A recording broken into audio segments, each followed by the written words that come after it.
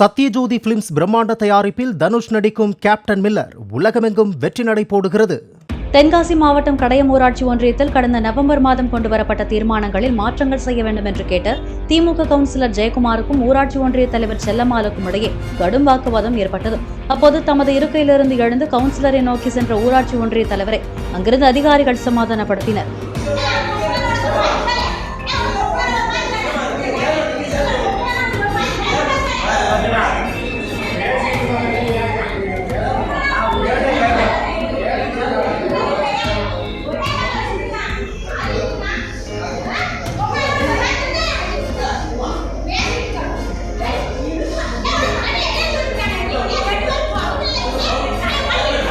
இதையடுத்து நிறைவேற்றப்பட்ட தீர்மானங்களை நிராகரிப்பதாக கூறி திமுக கவுன்சிலர்கள் வெளிநடப்பு செய்தனர்.